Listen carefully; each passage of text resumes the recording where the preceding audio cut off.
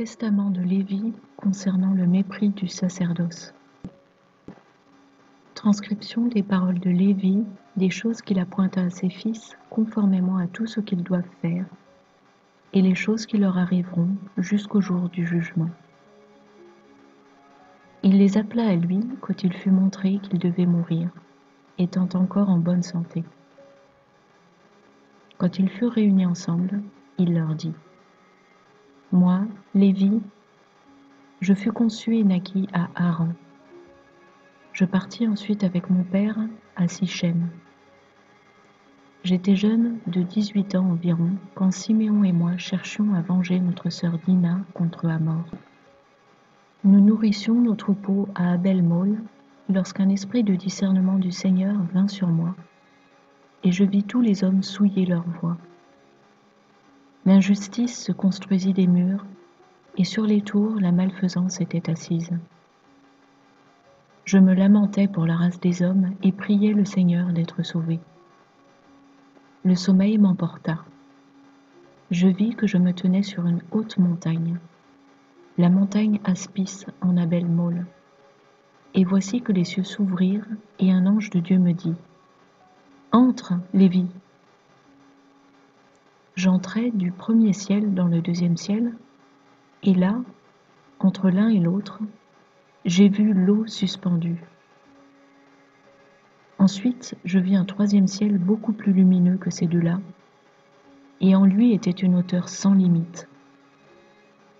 Et je demandai à l'ange : « Pourquoi est-ce ainsi ? » L'ange me dit : « Ne t'émerveille pas de cela, car tu verras 4 lieux sans comparaison plus lumineux qu'eux, quand tu seras soulevé de ce côté-ci et que tu te tiendras près du Seigneur.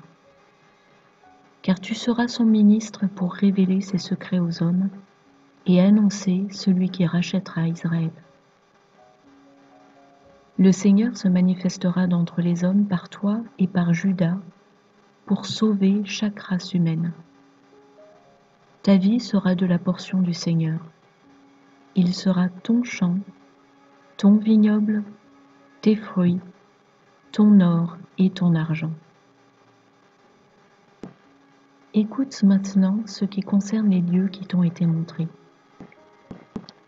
Le ciel le plus bas est sombre et voit tous les actes injustes des hommes. Au deuxième ciel sont tous les esprits de vengeance et rétribution du Seigneur contre les impies. Feu, neige et glace, prêts pour le jour de décret du Seigneur dans le juste jugement de Dieu. Au troisième ciel sont les multitudes de ces armées qui font vengeance sur les esprits d'erreur de Béliar à l'ordre du jour du jugement.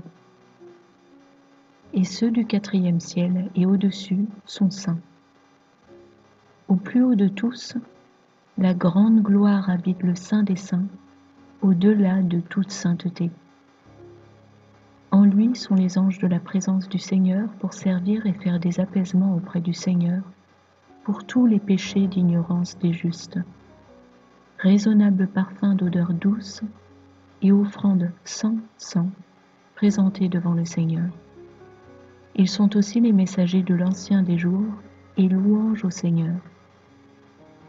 Devant lui sont les anges qui portent les réponses aux anges de la présence du Seigneur, et les trônes et les gouvernements qui adressent à Dieu de continuelles louanges. Quand le Seigneur regarde vers nous, tous nous tremblons. Oui, les cieux, la terre et les abysses sont ébranlés en présence de sa majesté. Lorsque les fils des hommes pêchent, ils provoquent le Très-Haut et n'ont aucune perception de ces choses. Apprends ce que le jugement du Seigneur produit sur les fils des hommes. Les rochers se fendent, le soleil se refroidit, les eaux s'assèchent et le feu se rétracte.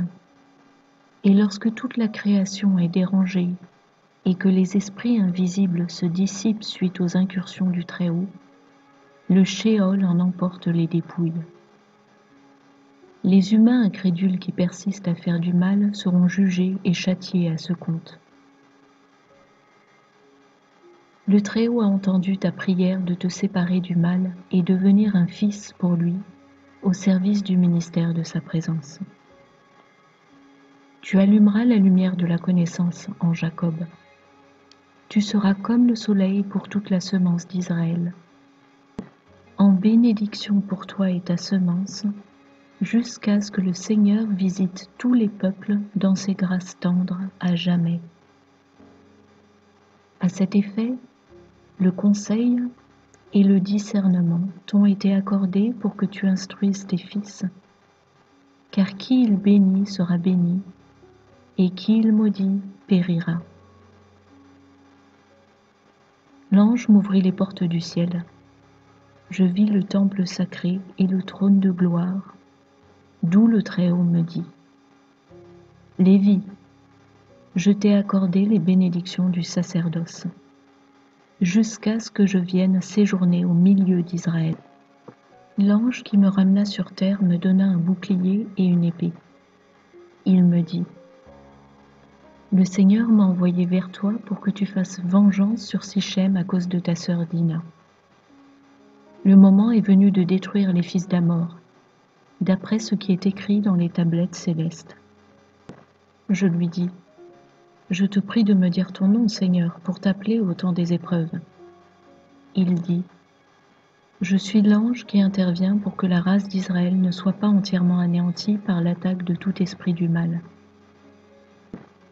Après ces choses, je me réveillai et bénis le Très-Haut et l'ange qui intervient pour tous les justes de la race d'Israël. Étant allé chez mon père à la montagne nommée Aspis, près de Gébal, du côté droit d'Abila, je trouvai un bouclier de laiton, mais je gardai les paroles de l'ange dans mon cœur. Je conseillai à mon père et à Ruben mon frère de proposer aux fils d'Amor de se faire circoncire. Mais parce que j'étais zélé à cause de l'abomination qu'ils avaient faite à ma sœur, je tuai Sichem le premier, et Siméon tua Amor. Puis nos frères vinrent et frappèrent la ville au tranchant de l'épée. Notre père se lamenta, entendant qu'ils avaient reçu la circoncision et ensuite la mort. Il fut en colère et dispensa ses bénédictions différemment pour nous, car nous avions péché en agissant contre sa volonté. Ce jour-là, il eut du dégoût, mais je savais que Dieu avait décrété du mal sur Sichem, car ils avaient cherché à faire de notre sœur Dina ce qu'ils auraient fait à Sarah si le Seigneur ne les en avait empêchés. Ils avaient persécuté notre père Abraham parce qu'il était étranger.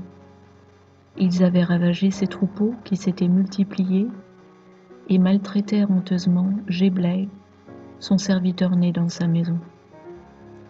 C'est ainsi qu'ils agissaient avec tous les étrangers, prenant de force leurs femmes, et les hommes partaient eux-mêmes en exil. Mais la colère de Dieu est tombée sur eux soudainement, jusqu'au dernier.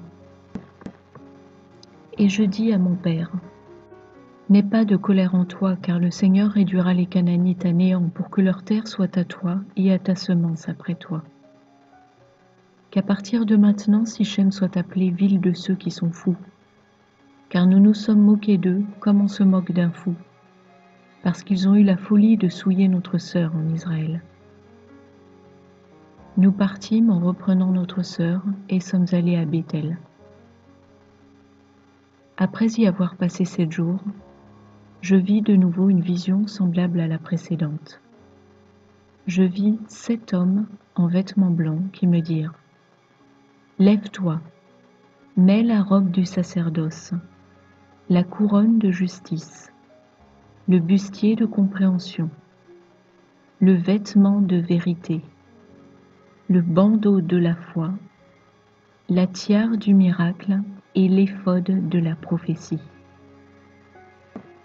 Chacun d'eux tenait une de ces choses et me les firent porter en disant : À compter d'aujourd'hui, deviens à tout jamais un sacrificateur du Seigneur, toi et ta semence.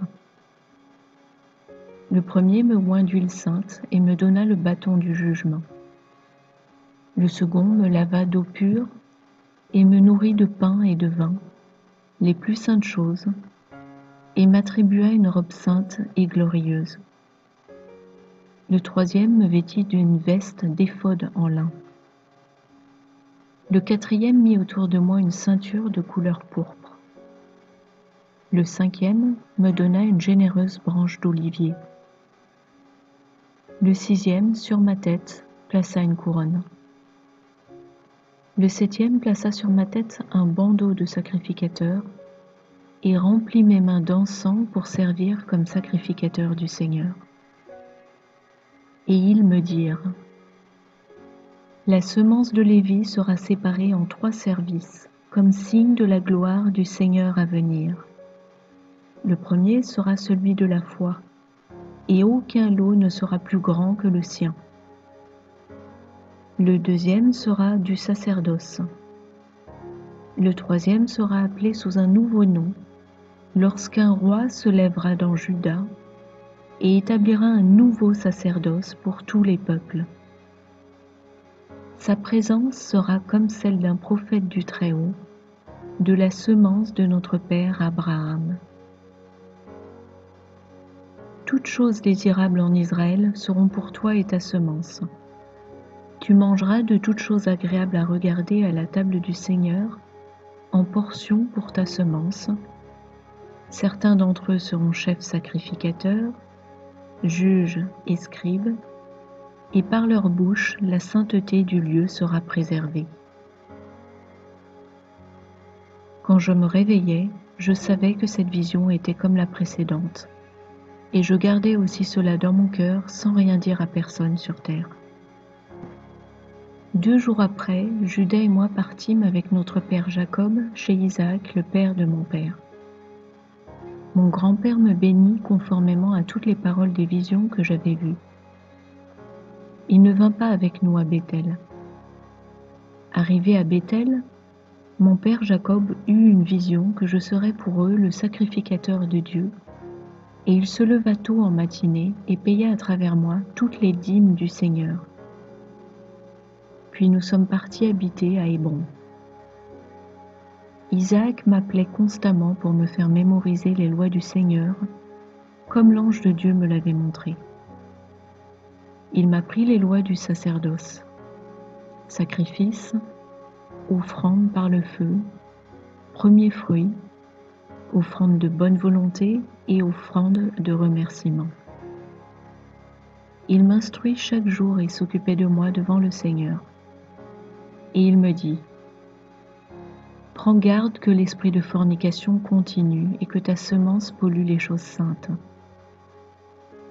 Prends-toi dans ta jeunesse une femme non infirme, ni souillée, ni de la race des nations étrangères. Baigne-toi avant d'entrer dans le lieu sacré. Lave-toi avant et après avoir présenté le sacrifice. Présente au Seigneur le parfum des 12 arbres ayant toujours du feuillage. Présente au Seigneur un sacrifice de toute bête pure et oiseau pur, comme Abraham l'a fait. Présente tout premier fruit et tout prémisse de vin, en offrande au Seigneur Dieu. Mets du sel à chaque sacrifice.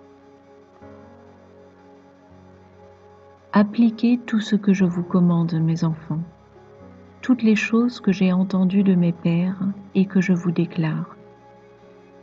Voici, je suis pur de toutes vos infidélités et transgressions que vous commettrez à la fin des âges contre le Messie du monde, en agissant avec infidélité pour égarer Israël et soulever à son encontre de grands malheurs du Seigneur. Car avec Israël, ensemble vous transigerez sans égard à la loi, jusqu'à ce qu'il ne puisse plus endurer Jérusalem à cause de votre malfaisance. Le voile du temple se déchirera quand votre honte sera mise à découvert, et vous serez dispersés et captifs parmi les nations. Vous serez refoulés aux pieds avec reproches et malédictions. La maison que le Seigneur choisira sera appelée ville de paix, comme il est écrit dans le livre du juste Hénoch. Quand j'eus 28 ans, je pris une femme du nom de Melcha. Elle conçut et porta un fils que je nommai Gershom, parce que nous étions exilés de notre terre, car Gershom signifie exil. Mais je vis à son sujet qu'il ne serait pas au premier rang. À mes 35 ans, Kehat naquit vers l'est, et je vis en vision qu'il se tenait en haut, au milieu de toute l'assemblée. Aussi, je le nommai Kehat pour signifier le commencement d'instruction et de majesté. Dans la 40e année de ma vie, elle me porta Merari en 3e. Et comme elle le porta avec difficulté, elle le nomma Merari, ce qui signifie mon amertume. Et aussi parce qu'il allait mourir. Jochebed naquit à mes 64 ans, alors que j'étais reconnu au milieu de mes frères en Égypte.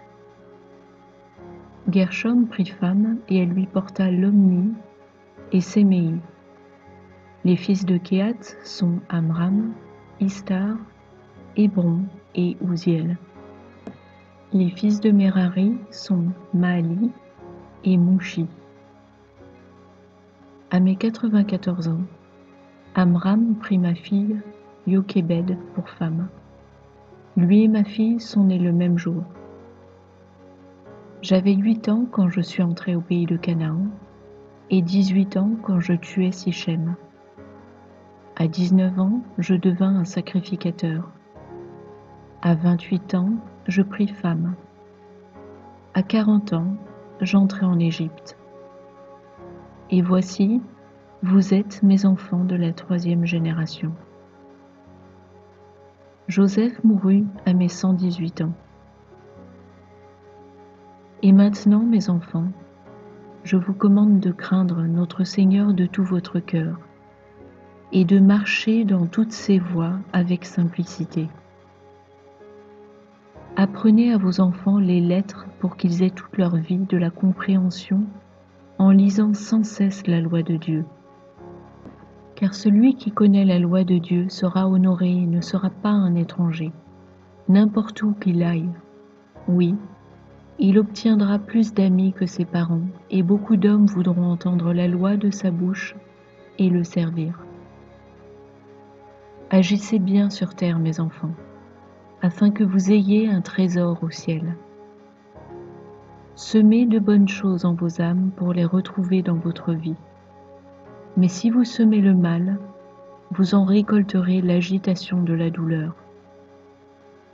Obtenez la sagesse avec précaution par crainte de Dieu, et méditez qu'il y aura une conduite en captivité, destruction des villes et des terres, plus d'or, ni d'argent, ni possession, mais que rien ne peut prendre la sagesse du sage.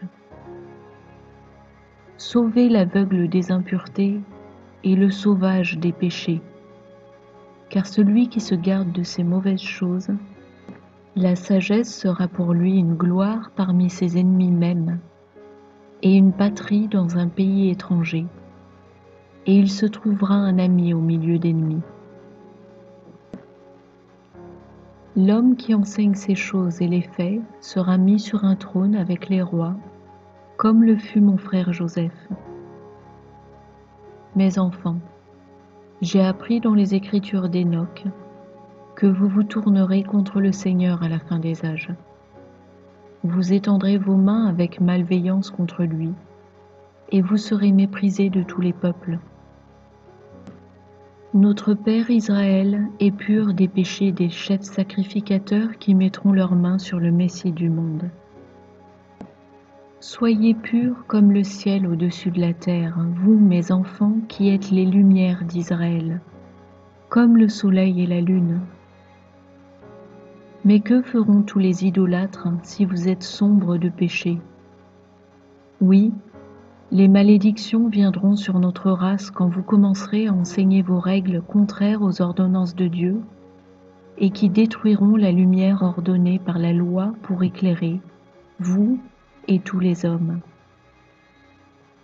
Vous volerez les offrandes du Seigneur. Vous volerez les parts de choix de sa portion et les mangerez avec dédain avec des prostituées. Vous enseignerez les lois du Seigneur par convoitise. Vous souillerez les femmes mariées, vous profanerez les vierges de Jérusalem, et vous vous joindrez aux prostituées et adultères. Vous marierez les filles des idolâtres en les purifiant d'une purification illicite, et votre union sera comme Sodome et Gomorrhe. Vous vous gonflerez à cause du sacerdoce, vous élevant vous-même contre les hommes et contre les lois de Dieu aussi. Vous aurez du mépris pour les choses sacrées en vous moquant et riant. Le temple de choix du Seigneur deviendra le dépotoir de vos impuretés. Vous serez captifs chez toutes les nations. Vous serez pour eux en abomination et recevrez le blâme de la honte éternelle par le juste jugement de Dieu. Tous ceux qui vous haïssent se réjouiront de votre destruction. Et si vous ne receviez pas miséricorde par nos pères Abraham, Isaac et Jacob, aucun de notre semence ne serait laissé sur terre. J'ai appris dans le livre d'Hénoch que vous dévirez et profanerez le sacerdoce pendant 70 semaines, en polluant les sacrifices, et vous annulerez la loi pour réduire à néant les paroles des prophètes par perversité. Vous persécuterez les hommes droits et haïrez les croyants. Les paroles de foi vous seront en horreur. Vous traiterez d'imposteur l'homme qui rétablira la loi par le pouvoir du Très-Haut. Vous vous hâterez de le tuer sans connaître sa dignité et verserez le sang innocent sur vos propres têtes. Vos lieux saints seront pollués jusqu'à terre, et il n'y aura aucun lieu qui soit pur. Dispersés, vous serez en malédiction chez les peuples, jusqu'à ce qu'ils vous visitent et vous reçoivent par pitié, par la foi et l'eau. Et parce que vous avez entendu concernant les 70 semaines, écoutez aussi concernant le sacerdoce, car chaque jubilé a un sacerdoce. Au premier jubilé, le premier oint du sacerdoce sera grand et parlera à Dieu comme à un père. Son sacerdoce sera parfait auprès du Seigneur, et il sera relevé au jour de joie par le salut du monde. Au deuxième jubilé, celui qui est oint sera conçu dans la peine des bien-aimés.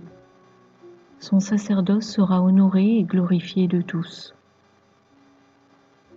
Le troisième sacrificateur sera saisi par la douleur. Le quatrième sera dans la douleur, car l'injustice s'assemblera extrêmement contre lui, et tout Israël haïra chacun son prochain. Le cinquième sera saisi par l'obscurité. Le sixième et le septième également aussi. Il y aura tellement d'impureté au septième que je suis incapable d'en parler devant les hommes. Mais ils sauront qui fait ces choses, car ils seront pris en captivité. Ils seront en proie, et leurs terres et leurs avoirs détruits. Dans la 5e semaine, ils retourneront dans leur pays ravagé pour renouveler la maison du Seigneur. Dans la 7e semaine, viendront les sacrificateurs idolâtres, adultères, amants de l'argent, orgueilleux, sans loi, débauchés, abuseurs d'enfants et d'animaux. Après que leur punition vienne de la part du Seigneur, le sacerdoce cessera. Le Seigneur élèvera alors un nouveau sacrificateur à qui toutes les paroles du Seigneur seront révélées pour exécuter un juste jugement sur la terre pendant une multitude de jours. Son étoile s'élèvera comme celle d'un roi dans le ciel pour éclairer comme le soleil de jour par la lumière de la connaissance. Il sera magnifié dans le monde jusqu'à son ascension. Il sera aussi éclairant que le soleil de la terre et chassera toute obscurité sous le ciel. Et il y aura paix dans toute la terre. Les cieux jubileront en ces jours. La terre sera heureuse et les nuages se réjouiront. La connaissance du Seigneur se déversera sur la terre comme l'eau des mers. Et les anges de la présence de la gloire du Seigneur seront satisfaits en lui. Car les cieux s'ouvriront et la voix du Père, comme celle d'Abraham à Isaac, viendra dans la sainteté du temple de gloire sur lui.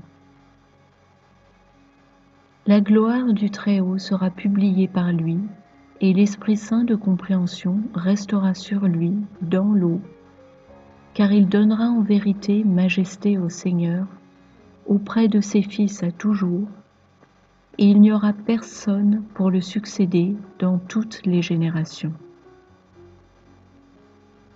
Dans son sacerdoce, la connaissance des peuples grandira sur la terre et éclairera par la grâce du Seigneur.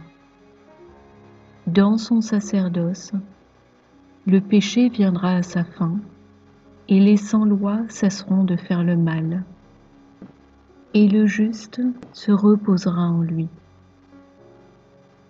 Il ouvrira les portes du paradis, le jardin, et retirera l'épée menaçant Adam. Il donnera à ses saints à manger de l'arbre de vie, et l'esprit de sainteté sera sur eux. Par lui, Béliar sera lié, et il donnera à ses enfants le pouvoir de piétiner les mauvais esprits. Le Seigneur se réjouira en ses enfants. Le Seigneur sera bienheureux pour toujours en ses bien-aimés. Alors, Abraham, Isaac et Jacob jubileront, et je serai heureux, et tous les saints se revêtiront de joie. Maintenant que vous avez tout entendu, mes enfants, choisissez pour vous la lumière de la loi du Seigneur ou l'obscurité des méfaits de Béliar. Nous marcherons devant le Seigneur en accord avec ses lois, avons-nous répondu à notre Père. Le Seigneur est témoin, ses anges sont témoins. Vous êtes témoins, et je suis témoin de la parole de votre bouche, dit notre Père Lévi. Nous en sommes témoins, lui avons-nous répondu. Lévi cessa ainsi de donner charge à ses fils. Il étira ses pieds sur le lit et fut réuni à ses pères après avoir vécu 137 ans. Ils l'allongèrent dans un coffre et l'enterrèrent à Hébron avec Abraham, Isaac et Jacob.